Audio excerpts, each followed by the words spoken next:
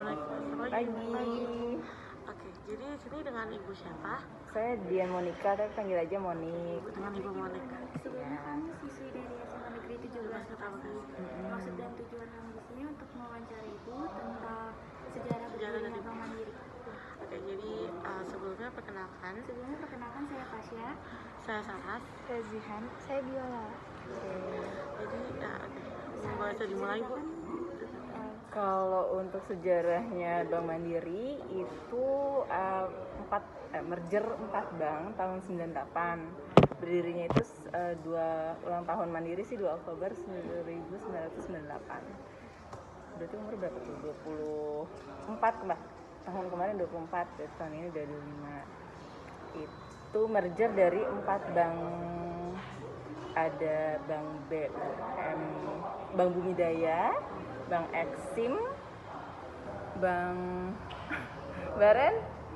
Mergernya tuh Bank Bumidaya, Bank Exim,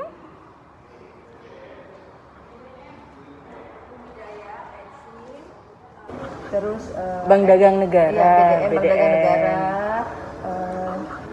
Exim, BDN, Exim, BDD, Bank Bumidaya, sama Bapindo.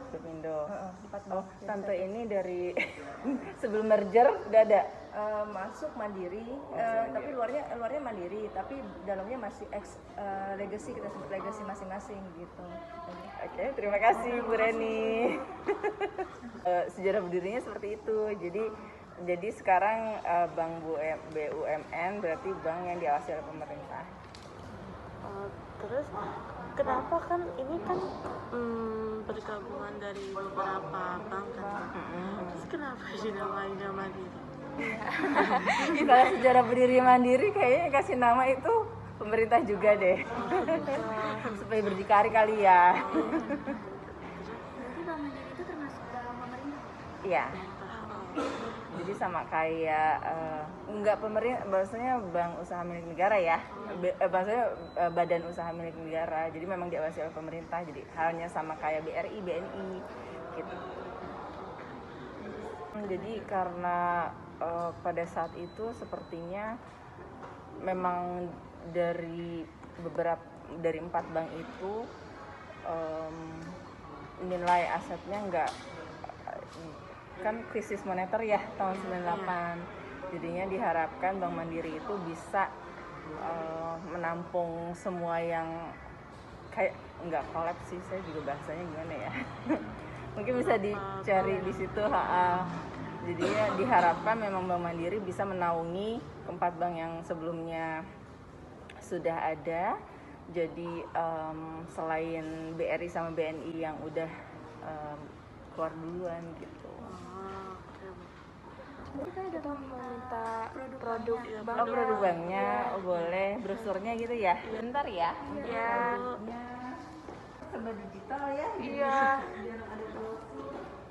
Mungkin kakak atau orang tua ada yang punya Bank Mandiri, terus download Livin. Jadi Livin itu memudahkan.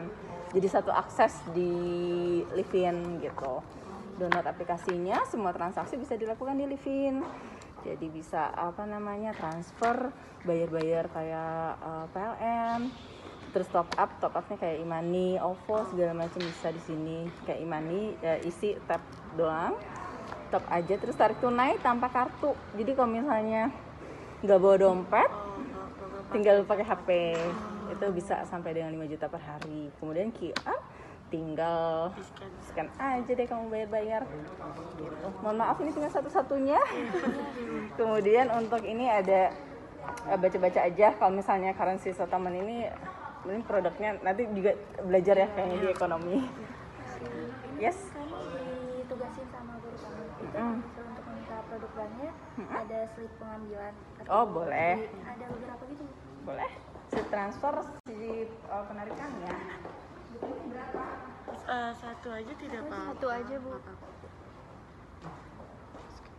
Mungkin ada beberapa bank yang udah tanpa kertas ya paperless ya, jadi tinggal info ke tellernya. Tapi kalau misalnya di kami masih bukti untuk transaksi teller akhir hari pasti diperiksa petugas kami, diperiksa saya juga sih sebagai supervisornya. Jadi ini untuk di sini slip setoran bisa berupa setoran tunai. Kalau Titi itu transfer falas, jadi transfer ke negara lain. Jadinya mata uangnya walaupun debitnya dari rekening Mandiri, tapi di sana penerimanya bisa currency yang berbeda. Kemudian kalau misalnya RTGS itu artinya transfer di dalam negeri, tapi prosesnya yang hitungannya menit. Jadinya di atas 100 juta, minimal 100 juta ke atas baru bisa menggunakan fasilitas RTGS ini. Sedangkan kalau SKMBI artinya sistem clearing nasional Bank Indonesia, jadinya prosesnya H+1, transfernya juga transfer dalam negeri.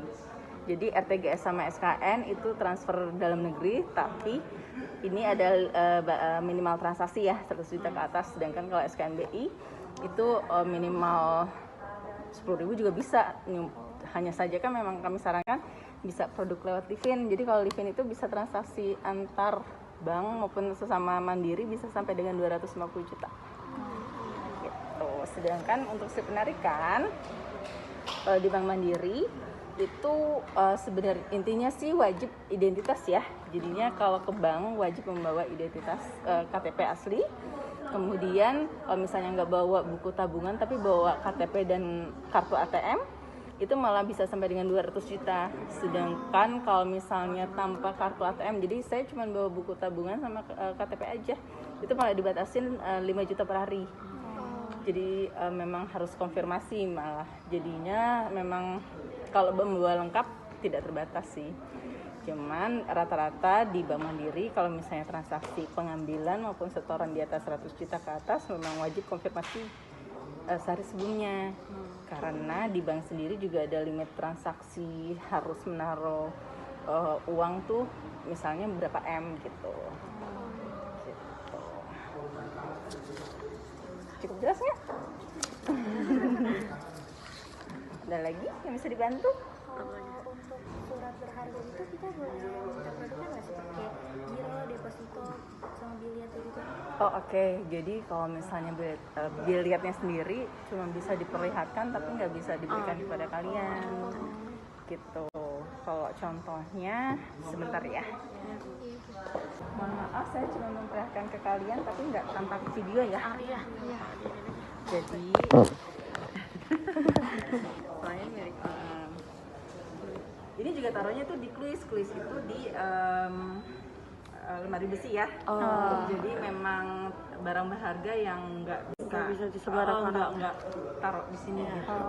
Jadi kalau misalnya surat deposito berjangka ini, kalau nasabah cabang minimal 10 juta bisa mendapatkan biliar deposito seperti ini. Kalau via Livin terbit deposito 1 juta juga udah bisa. Jadi deposito itu saya punya rekening di tabungan ada 10 juta 11 juta deh, tapi saya pingin 10 jutanya ditempatkan, jadi saya nggak mau pakai uang di tabungan saya, jadi 10 jutanya saya mau taruh di deposito. Nah, deposito sendiri pilihannya jangka waktunya ada 1 bulan, 3 bulan, 6 bulan, 12 bulan, sama 24 bulan. Bisa bisa milih jangka waktunya. Kalau 1 sampai 3 bulan bunganya 2,25% per tahun. Kalau misalnya 6 bulan sampai 24 bulan itu bunganya 2,5% per tahun. Jadi nasabahnya nanti misalnya atas nama nasabahnya siapa, alamatnya otomatis nanti tercatat, jumlah yang didepositokannya berapa, jangka waktunya mau berapa bulan, kemudian tanggal jatuh temponya. Jadi misalkan sekarang tanggal 17 Januari, berarti saya mau terbit, berarti datang hari ini diterbitkan tanggal 17 Januari, berarti bisa dicarikannya 1 bulan kemudian tanggal 17 Februari. Kalau misalnya datangnya sebelum jatuh tempo, sebelum tanggal 17, berarti kena penaltinya 0,5% dari nominal. Berarti kita nggak bisa mengambil sebelum jatuh tempo ya? Tapi kalau misalnya ternyata jatuh temponya jatuh hari Sabtu atau Minggu, kalian bisa datang hari Seninnya tanpa kena penalti. By sistem aja otomatis. Kemudian perpanjangan otomatisnya, inginnya perpanjang otomatis atau cuma sebulan aja. Jadi kalau misalnya saya cuma taruh buat sebulan aja, berarti tanggal 17 Februari wajib datang ke sini untuk dicairkan. Jadi nanti kan bilet depositonya buat nasabah, nanti nasabahnya harus mengembalikan bilet ini untuk dicairkan di teller. Gitu. Jadi udah nggak jadi hak milik dia lagi. Sedangkan kalau misalnya udah jatuh tempo 1 bulan tapi orangnya nggak datang, berarti bunganya sudah terbayar di bulan itu. Jadi kalau misalnya datangnya tanggal 18 atau 20 baru sempat datang ke sini, udah nggak kena bunga berjalan yang tiap harinya yang buat sebulan ke berikutnya gitu. Sedangkan kalau perpanjang otomatis, saya juga belum kepakai kok dananya, ya udah tiap bulan otomatis perpanjang. Tapi nasabah bisa pilih mau bunganya tiap bulan dikumpulkan di depositonya yang jadi 10 juta plus bunga. Jadi ketika pencairan dapatnya 10 juta plus bunga yang sudah dikumpulkan, atau dia sudah nikmati bunganya karena tiap bulan masuk ke rekening tabungannya. Jadi saranannya buku tabungan. Jadi kan dari ketika pencairannya ya pure 10 juta itu karena bunga sudah dinikmati tiap bulannya di rekening.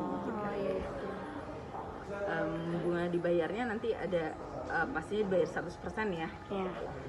Ini tanda tangannya itu nanti pejabat bank. Kemudian kalau nasabahnya bertanda tangannya di belakang sini. Jadi tanda tangan di sini nanti pakai UV ya, jadi nggak terlihat tanda tangan nasabahnya. Ketika pencairannya berarti di atas materai. Surat berharga bilet deposito, sedangkan ini produknya cek. Ada cek sama bilet giro. Kalau misalnya di seluruh dunia tuh dikenalnya itu cek aja. Kalau bilet giro hanya ada di Indonesia. Bilet giro ini nggak ada ya, saya ada cek aja kebetulan. Jadi kalau bilet giro hanya untuk transfer sarana pemilih bukuan, jadi tidak bisa ditunaikan kalau bilet giro. Karena kalau di tulisan bilet gironya itu ada penerima ceknya. Jadi kalau cek sendiri adalah sarana untuk pencairan dana, misalkan atas nama pribadi, jadi bisa pemilik rekening cek itu bisa atas nama pribadi maupun perusahaan. Kalau misalnya pribadi bisa diberikan kartu ATM juga, tapi kalau misalnya kartu ATM kan biasanya untuk pribadi ya. Sedangkan kalau cek itu sarananya untuk pembayaran ke misalnya supplier atau buyer. Jadi kalau misalnya punya toko, jadinya mau bayarnya pakai cek aja. Di sini atas penyerahan cek ini dibayarkan kepada, jadi toko A memberikan ke toko B. Toko B misalnya si A, berarti membawa cek ini ke bank mandiri terdekat, itu jadi bisa di mandiri mana aja. Kemudian intinya bawa kartu identitas ya kalau misalnya pencairan. Jadinya si A-nya datang, kemudian mencarikan sejumlah uang yang sudah tertulis oleh si pengirimnya, si yang ngasih gitu. Di sini terbilang sama nominal angka sama tanda tangan si pemilik ceknya. Jadi syarat wajibnya ada tempat dia menulis ceknya, tanggal mau dicairkan. Jadi kalau misalnya cek ini sebenarnya bisa maju bisa mundur ya. Jadi kalau misalnya datangnya 17 Januari, sedangkan di sini tulisnya 20 Januari, dia bisa nyairin selama dananya masih ada, dananya tersedia. Jadi nggak terpatok sama waktu.